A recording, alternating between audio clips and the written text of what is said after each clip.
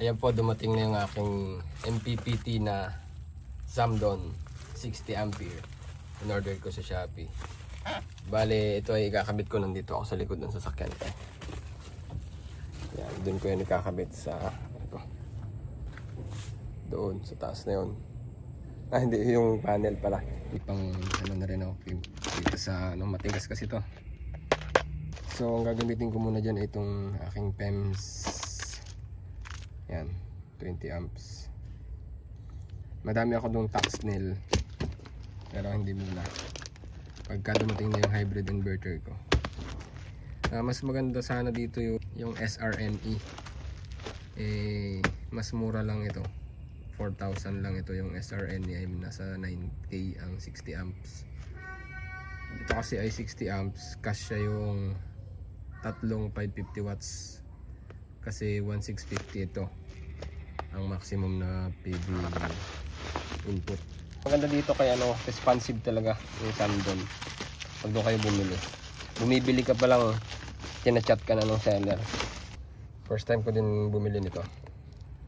Walang dent sa kahon, so sana wala din dent sa loob. Ayan may check pa 12 volts, 24 volts ang pwede. 60 amps talaga. 4,000. Uy, maganda nga. Ayan, manual agad ang bumungad. Andyan lahat. Mamaya ko na yung babasahin. Kasamang ito. Para sa siguro to, sa wall. Okay, maganda yung pagkakapake niya. Meron din nakalagay na power earth. Yan, sa groundings yan. Tapos as usual, pare-pares lang sa ibang MPPT. Tig-isa.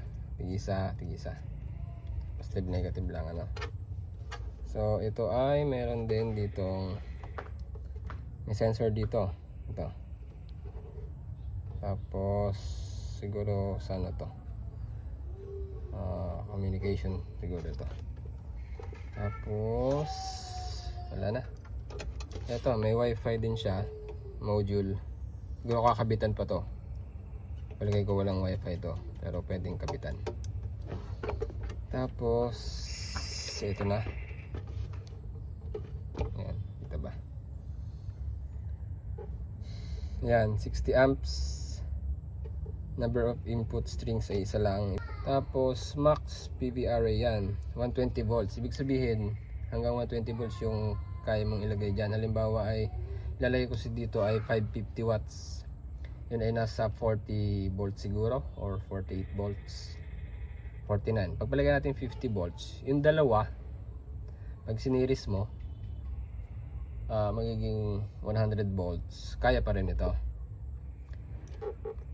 MPPT voltage range 15 to 80 volts. Pag 12 volts, ayan nakalagay naman. Basta sundin nyo yung ganito, kasi mga engineer ang gumawa niyan. Marami kasi ako nakikita nag 2S 2P ganoon. Siyempre nadadaya nila ito. Itong 120 volts. Pero dun sa 840, lumalagpas sila dito sa 840 pag sa 12 volts. Mag 24 volts naman ako. Bali tatlong 550 watts. Yun ay 1650. May sobra pang 30. Yun naman nakalagay naman dito hindi naman tayo sumobra doon. Ayan, may fan siya isa. Sa ilalim wala. Daming lamok. Ayan, maganda at stainless yung mga wala. So ayan, nakita doon sa loob. Medyo madilim na. Ang gagamitin kong wire dyan ay ito, 6 AWG. Yan ay sa magsusolar ko talaga binili. Kaya yan, Tanso pure copper wire, 16mm squared, 6 AWG ito. Ang ampacity nito ay maabot ng 55 to 75 amperes. So ito gagamitin sa 24 volts ko. Yan yung mga grounding, mga lugs ko dito, terminal lugs. Ito yung gagamitin ko, mga heavy duty. Meron naman akong pang heavy duty na ganito, 700 lang ang bili ko dito sa Shopee. dito kung saan ko ilalagay. Doon ko ilalagay yung panel. Tapos magpapagawa ko dito ng para sa tatlo na 550 watts. Pinakabubong ng e-bike at ng sasakyan ko.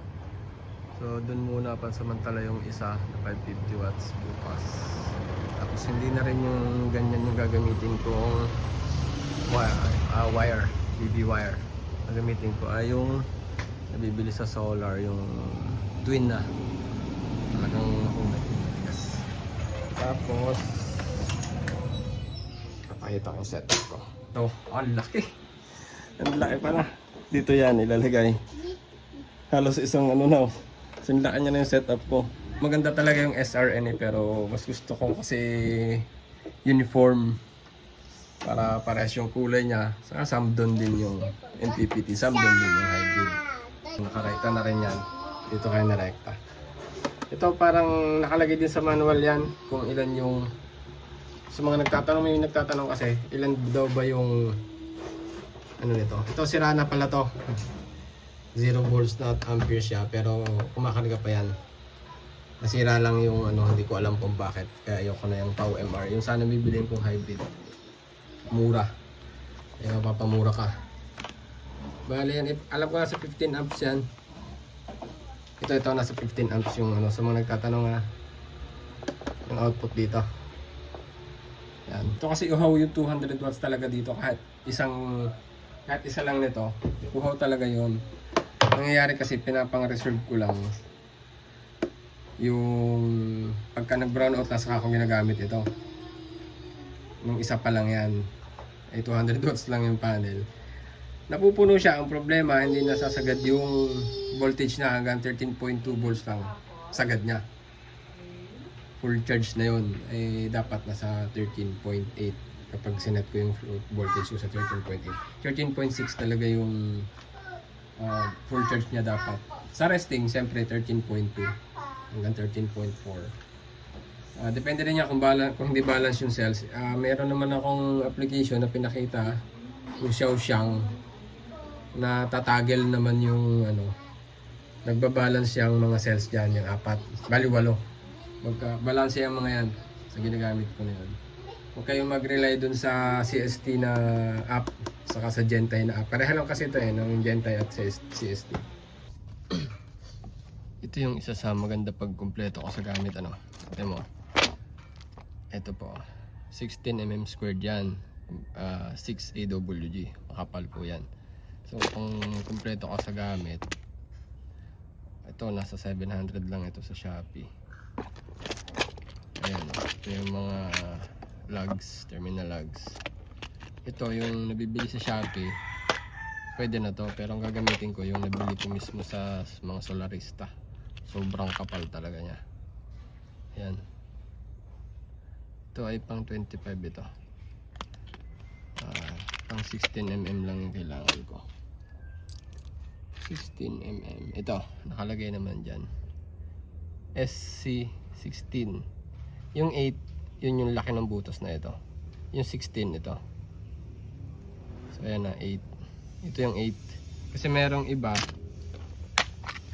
Ito yung nabibili sa Shopee.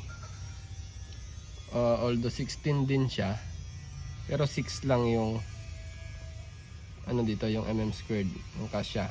Hindi to kasya doon sa battery ng mga Gentile CST, hindi kasya yan. Ito yung kasya. So ayan, parehas lang silang 16. Pero yung diameter nito, paglalagyan ng terminal, ay maliit. So doon yung titingnan yung sa dulo. Yung 6. Yung 16 ay ito. Ito, napakaalwan nito. Kahit ano pang heavy duty kasi ito. Ito. Ayan, pwede mo din i-select dito. Ayan. Ayan o. Tapos ang pangbalat ko yung Eco.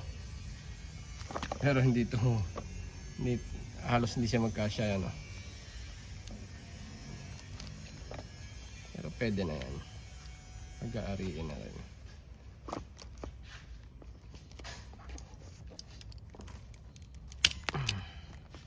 Tigas. So yan, saktong-sakto yan. Yun o.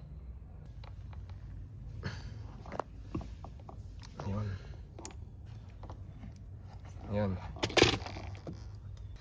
So ayan yung ikakabit ko. Ito yung wires na gagamitin ko dun sa battery at sa NPPT.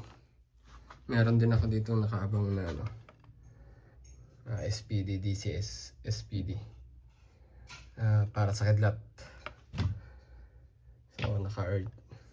Power earth yan, naka-groundings. Doon ko padadaanin sa ano. Bukod din yung SPD ng AC. Pero marami nagsasabi pwede daw yun ipag ano, series. Kaya itong 16mm squared yung ginamit ko. Kasi 24 volts yan, magtatatlo yung panel. Abutin nyo ng 50 amperes patas. So ang capacity naman nito ay 55 hanggang 75. So kayang-kaya nito. Kakabit ko muna. Hirap lang mag-video ng mag-isa. So yan, dalawa yung battery ko na yan. Gagawin ko yan 4. Sayang kasi hindi to pwede sa 48 volts. Hindi niya ma-auto-detect. Ang na-order ko ay 60 amp din, pero dapat yung pwede sa 48 volts. Saka na lang, upgrade lang ng upgrade. Walang katapusang upgrade. Wala pa kasi yung hybrid ko, kaya ganyan na lang muna. Mababago na naman yan pagdating nun.